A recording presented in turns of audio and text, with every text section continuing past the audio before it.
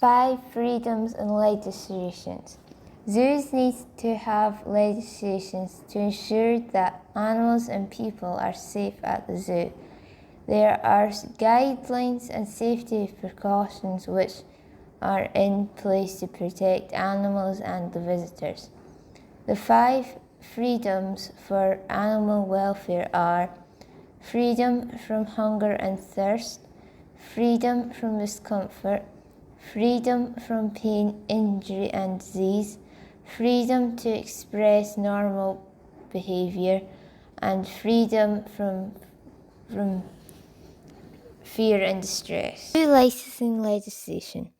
All zoos must have a license to run, if open to the public, on 7 or more days in a 12-month period.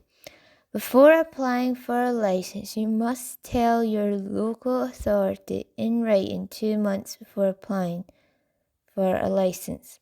It must include in the writing how you plan to meet all the requirements and conditions.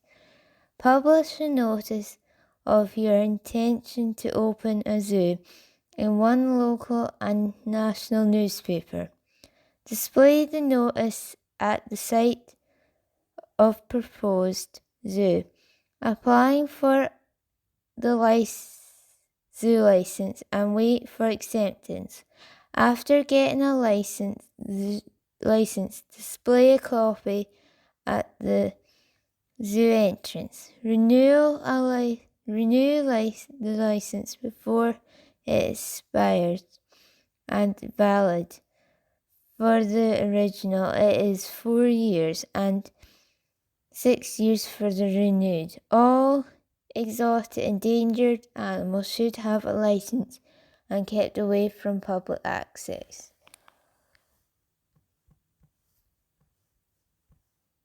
Here are 4 of the voluntary organisations.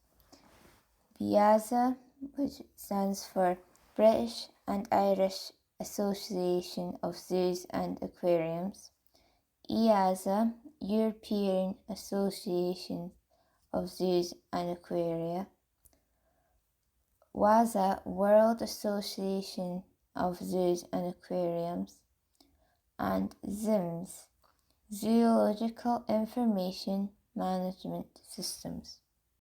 Role of zookeepers. The zookeepers have many roles which are key to the care of the animals. 1. Preparing the food and feeding the animals. 2. Checking animals' health and well-being. 3. Providing medication and care. 4. Maintaining the animals' enclosures. 5. Record animals' behaviour. 6. Educate visitors to the zoo. Record-keeping systems. Records are kept either on paper or computer files. The most common used system is the EEP, European Endangered Species Programme.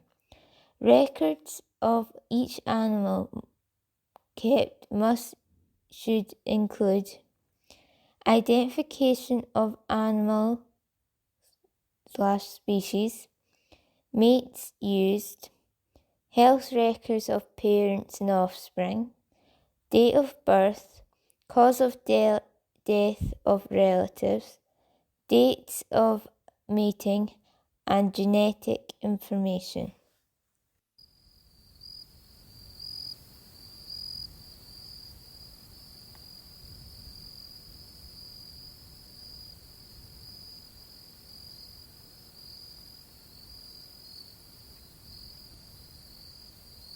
Nutritional requirements. Wild meerkat.